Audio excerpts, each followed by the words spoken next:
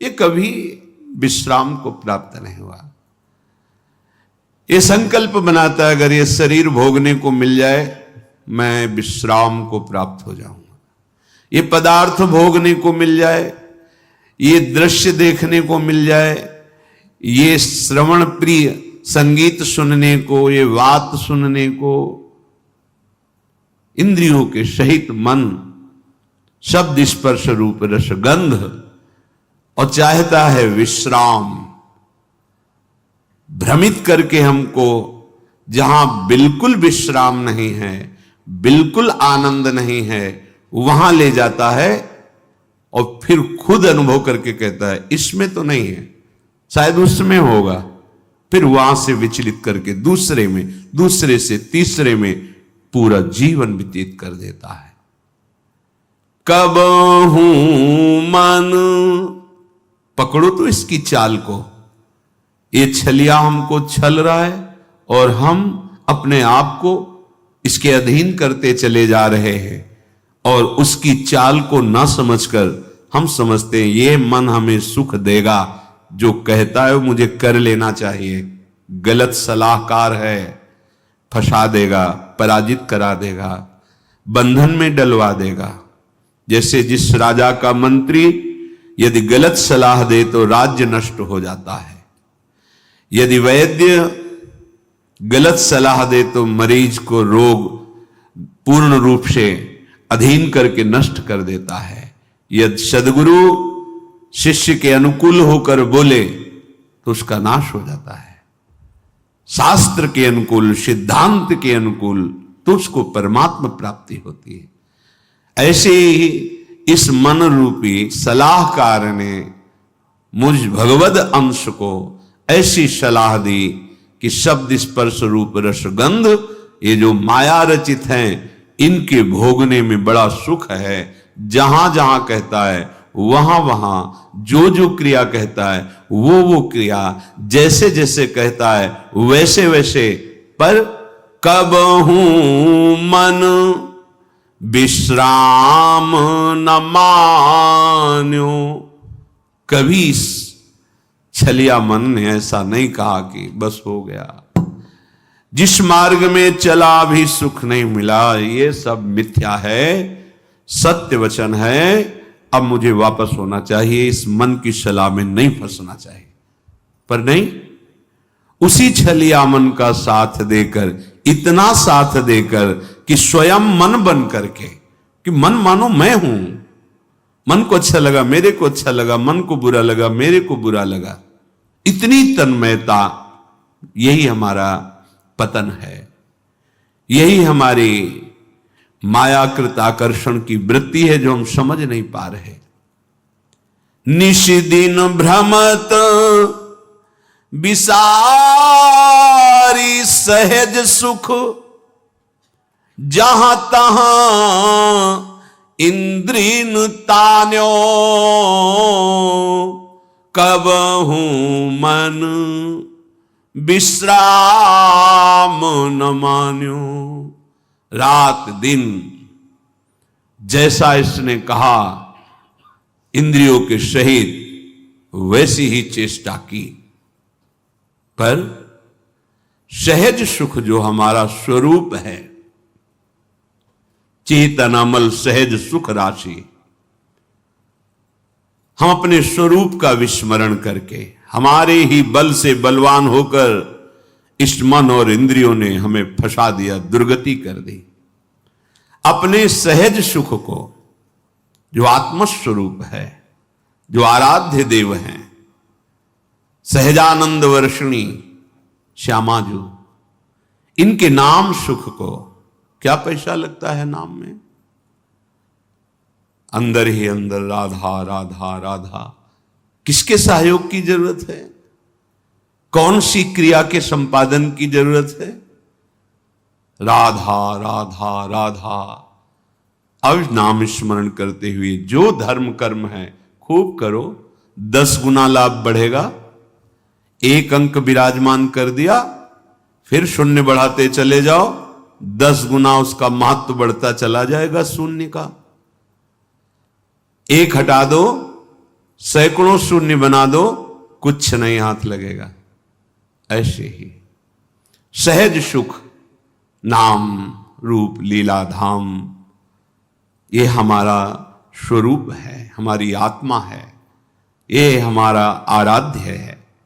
भूल गए इसे।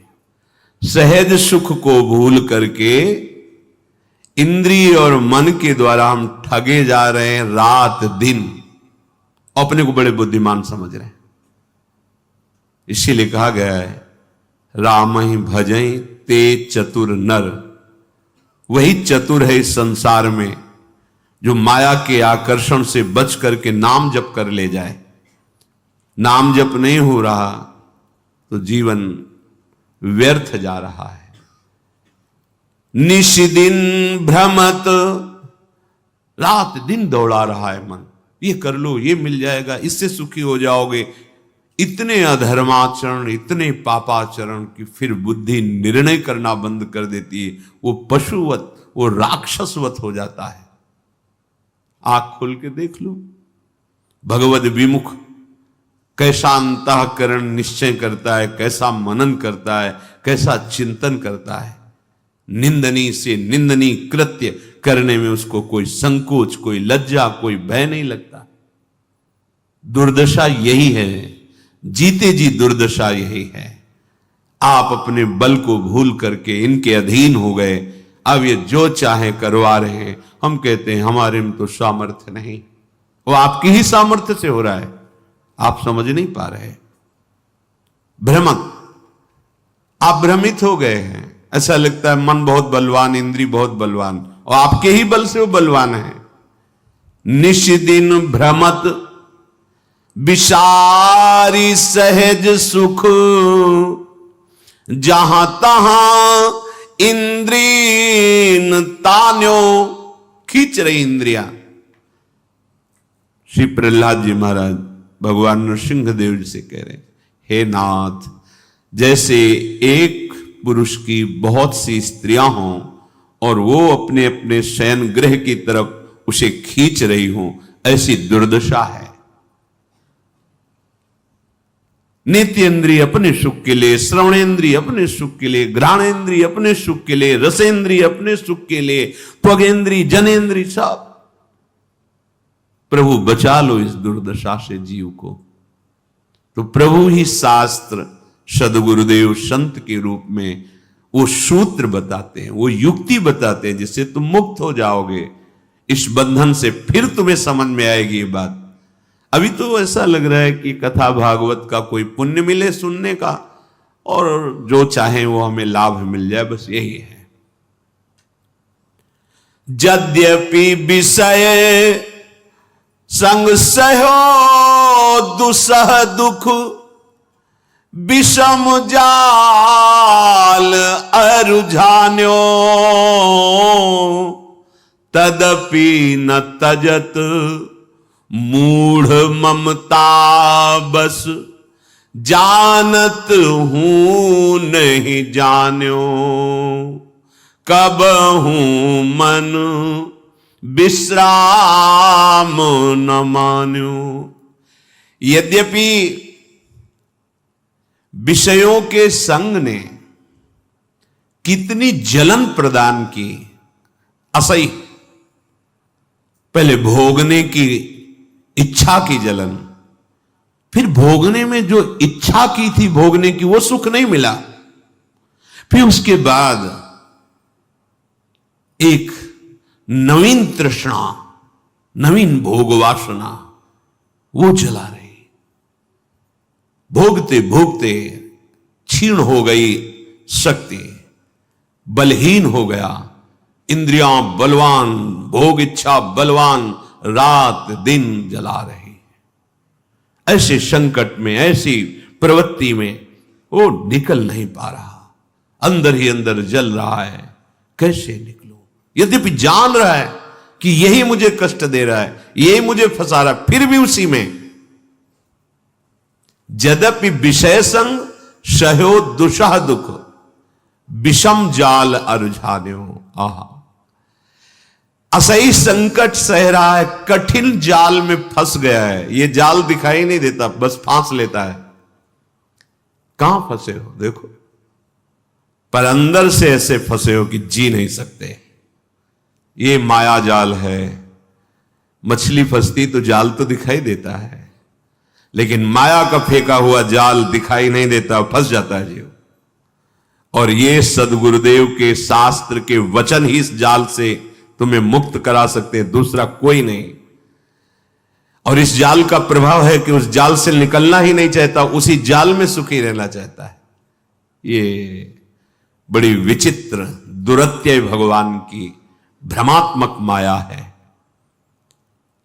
यद्यपि विषय संग सहयो दुषह दुख, विषम जाल अरुझान्यो, तदपि न तजत मूढ़ ममतावश, जानत हो नहीं जाने।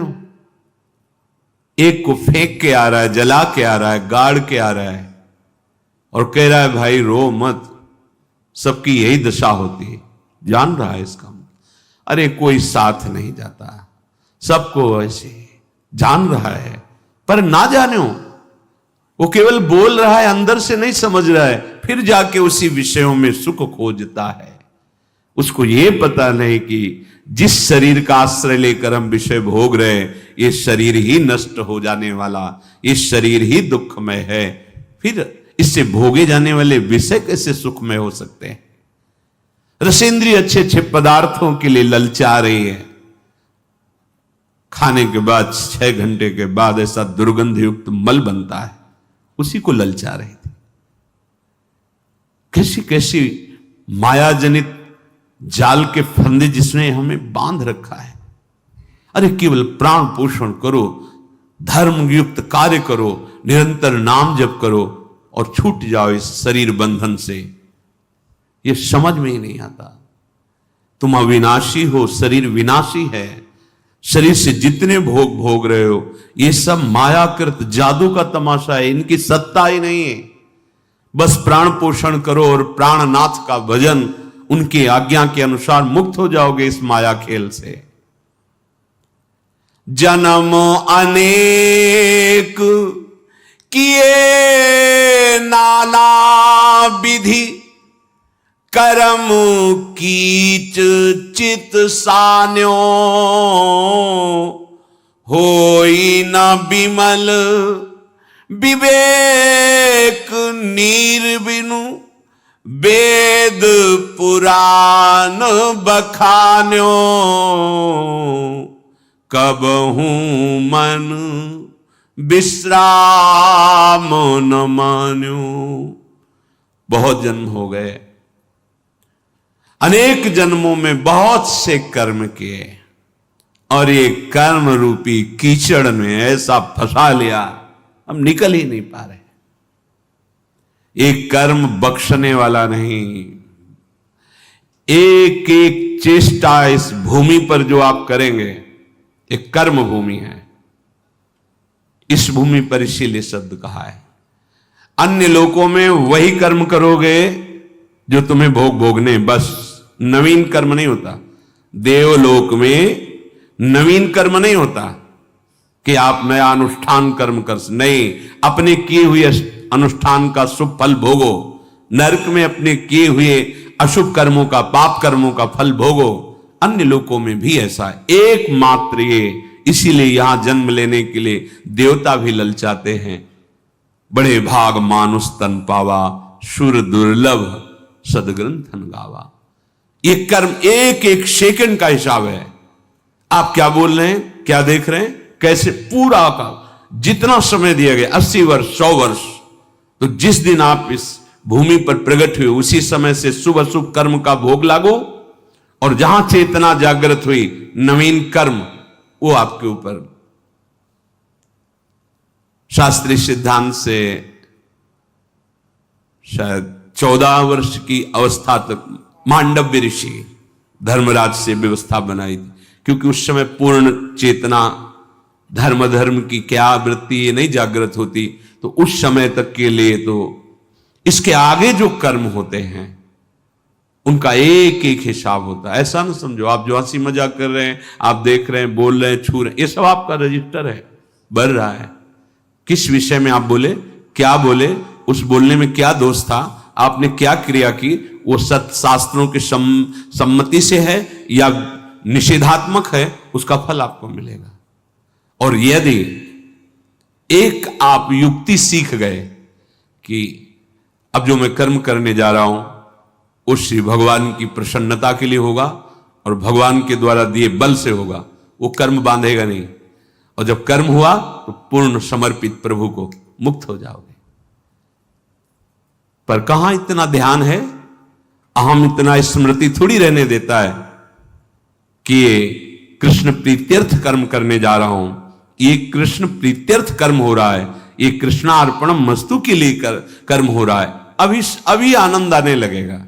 पर नहीं, अहंकार से मैंने किया, मैं करूंगा, मैं जन्म अनेक किए नाना विधि कर्म कीच चित सान्यो।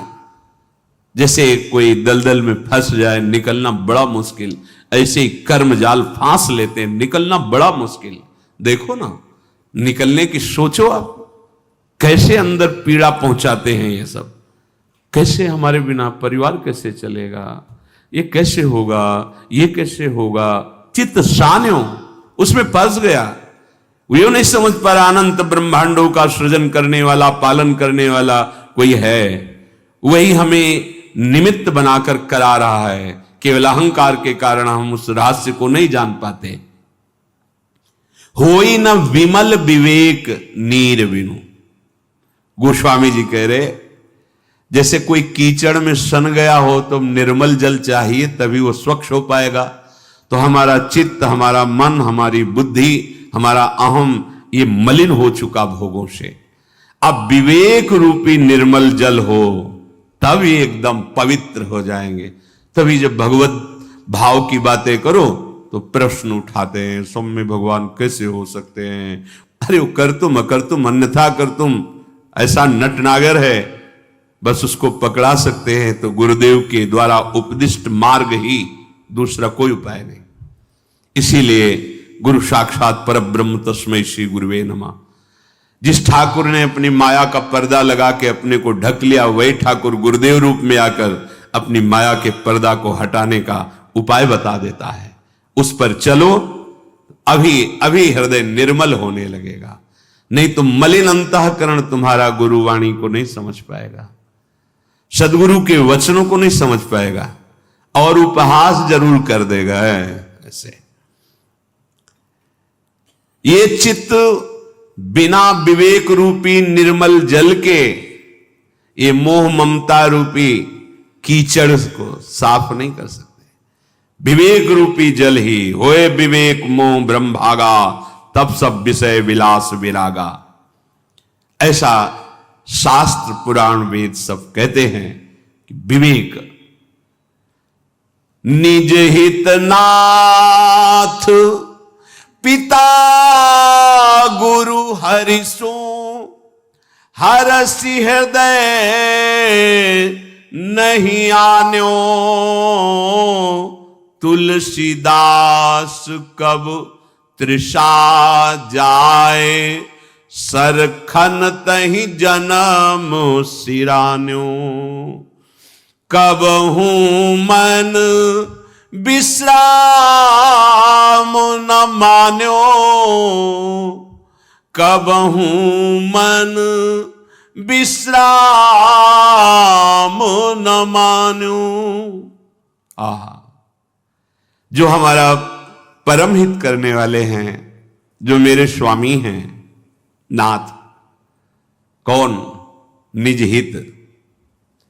हित जो हमारे स्वामी हैं, जो हमारे पिता हैं, जो हमारे गुरुदेव हैं, जो हमारे हरि हैं, कभी निष्कपट इनसे प्रेम नहीं किया, कभी हृदय खोलकर इनसे, हृदय खोलकर, बड़ा कपटी जीव है। अंतःकरण में तन्मयता के कारण ही भगवद अंश को जीव कहा गया है, देहाभिमानी को ही जीव कहा गया है। बड़ा कपट है। और प्रभु कह रहे मोहि कपट छल छिद्रन, और ये कपट ही करता है।